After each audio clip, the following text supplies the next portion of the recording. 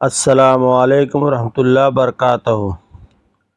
حضرت یونس علیہ السلام مچھلی کے پیٹ میں کیسے گئے اور کیا آیت پڑھی؟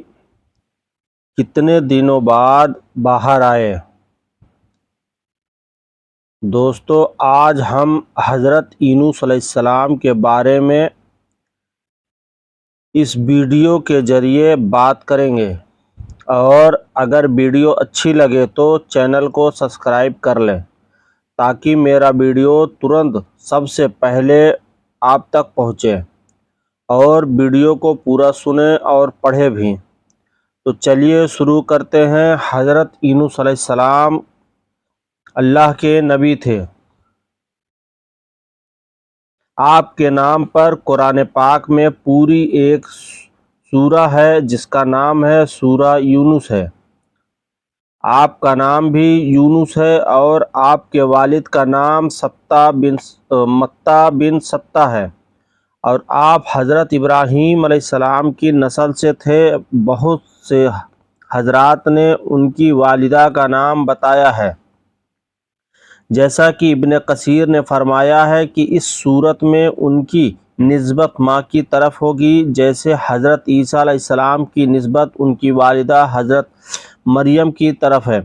حضرت یونس علیہ السلام کو اللہ تعالیٰ نے شہر نینوا کے لوگوں کی ہدایت کے لیے رسول بنا کر بھیجا تھا۔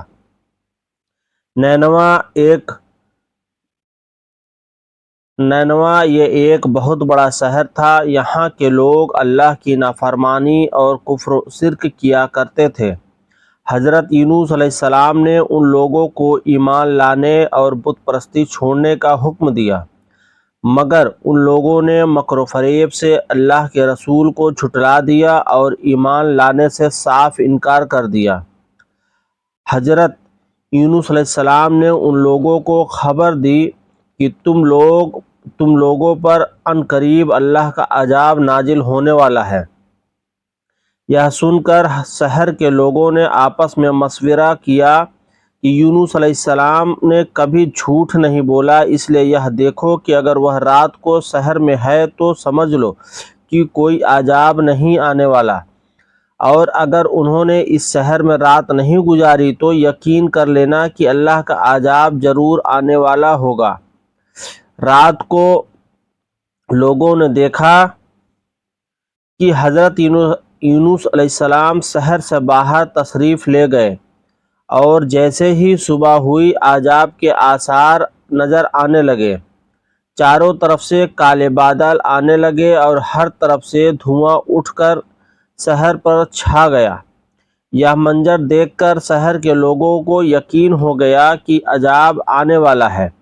لوگوں نے حضرت یونس علیہ السلام کی تلاش شروع کر دی کہ اب حضرت یونس علیہ السلام پر ایمان لائیں گے، مگر حضرت یونس ان لوگوں کو دور دور تک کہیں نظر نہیں آئے۔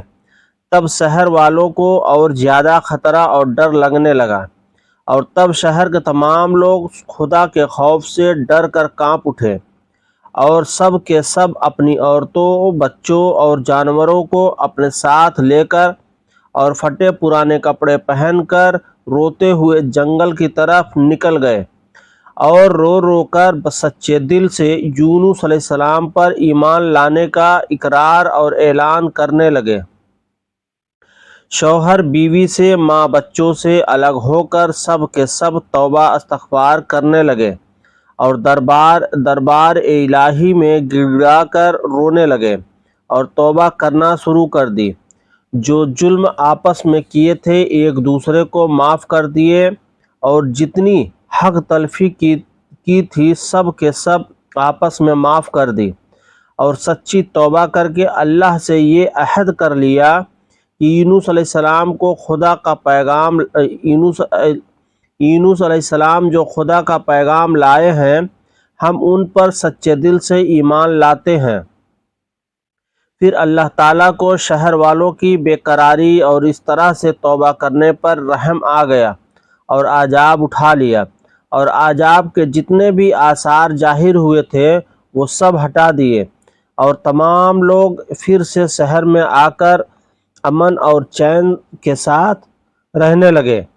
ان سب واقعہ کا ذکر کرتے ہوئے اللہ تعالیٰ نے قرآن مجید میں ارشاد فرمایا ہے، جس کا مطلب ہے کہ جب کسی قوم پر عذاب آتا ہے تو عذاب آ جانے کے بعد ایمان لانے سے کوئی فائدہ نہیں ہوتا۔ عذاب آنے کے بعد کسی قوم کی توبہ قبول نہیں ہوتی، مگر یونس علیہ السلام کی قوم پر عذاب کے بدلیاں آ جانے کے بعد جب وہ لوگ ایمان لائے تو ان پر سے عذاب اٹھا لیا گیا۔ عذاب ٹل جانے کے بعد جب حضرت یونس علیہ السلام شہر کے قریب آئے تو اپنے شہر میں عذاب کا کوئی آثار نہیں دیکھا۔ لوگوں نے عرض کیا کہ آپ اپنی قوم میں تشریف لے جائیے۔ آپ نے فرمایا، میں کس طرح اپنی قوم میں جا سکتا ہوں؟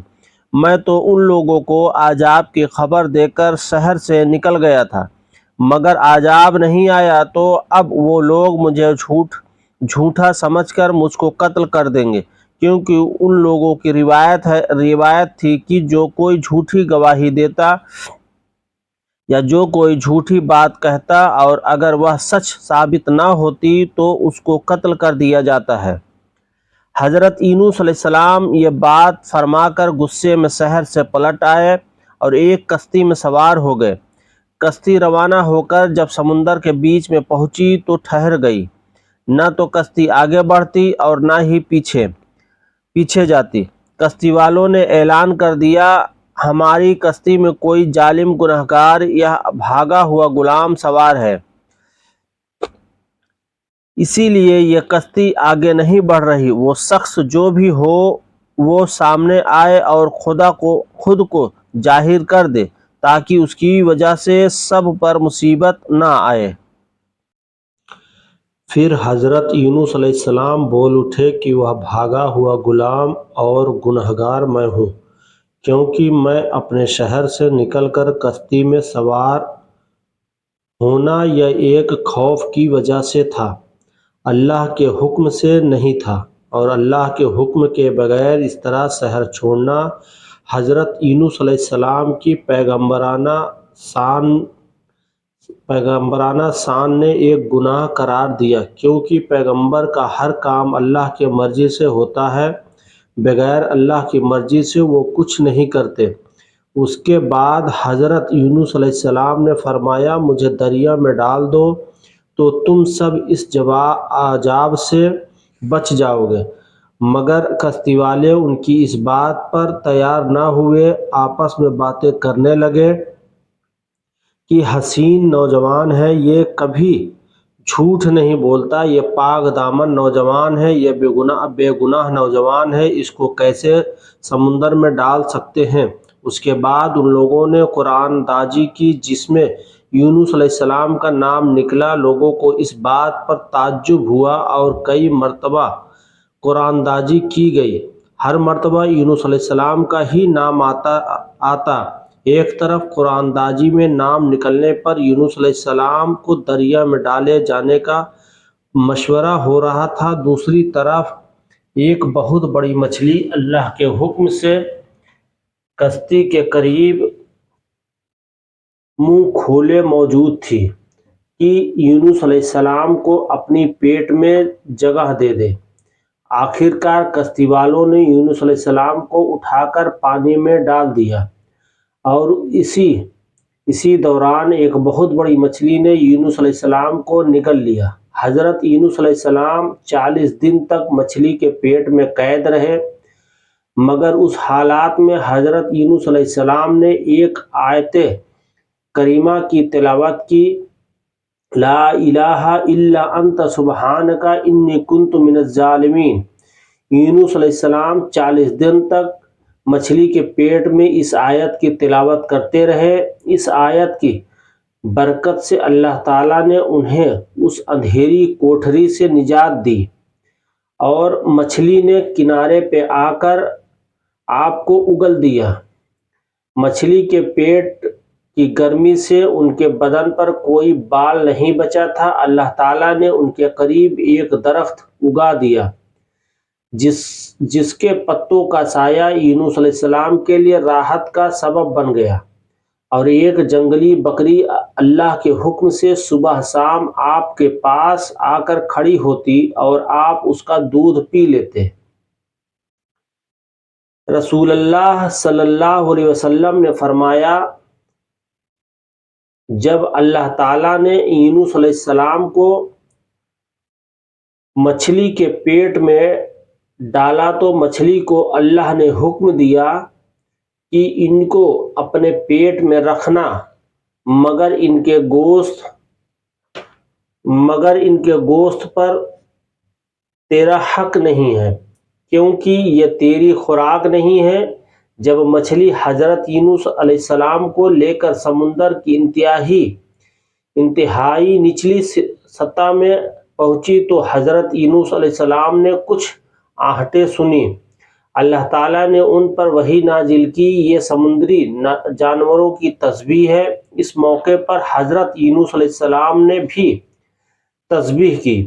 جب فرشتوں نے حضرت یونس علیہ السلام کی تسبیح سنی تو اللہ کی بارگاہ میں عرض کرنے لگے، اے ہمارے پروردگار، ہم یہ کمزور سی آواز کسی اجنبی سے سن رہے ہیں۔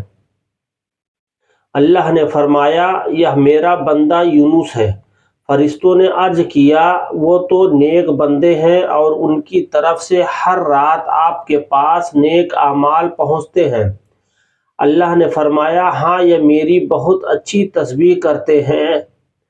پھر فرشتوں نے اللہ کی بارگاہ میں حضرت یونس علیہ السلام کی سفارش کی۔ اللہ نے مچھلی کو حکم دیا اور اس نے حضرت یونس علیہ السلام کو سمندر کے کنارے پر اگل دیا۔ جب حضرت یونس علیہ السلام کی صحت بہتر ہوئی تب حضرت یونس علیہ السلام اپنی قوم میں تشریف لائے اور سب لوگ انتہائی محبت اور احترام کے ساتھ پیش آ کر حضرت یونس علیہ السلام پر ایمان لائے۔ محترم عزیز دوستو، جاتے جاتے چھوٹی سی گزارش ہے، اگر کوئی واقعہ یا تحریر اچھی لگ جائے تو پڑھ اور سن لینے کے بعد تھوڑی سی زحمت فرما کر اپنے دوستوں کے ساتھ ویڈیو کو شیئر کر دیجیے۔ یقین کیجیے اس میں آپ کا بامشکل ایک لمحہ، ایک سیکنڈ جائے گا، لیکن ہو سکتا ہے اس ایک لمحے کی اٹھائی ہوئی تکلیف سے آپ کی شیئر کردہ تحریر ہزاروں لوگوں تک پہنچ جائے۔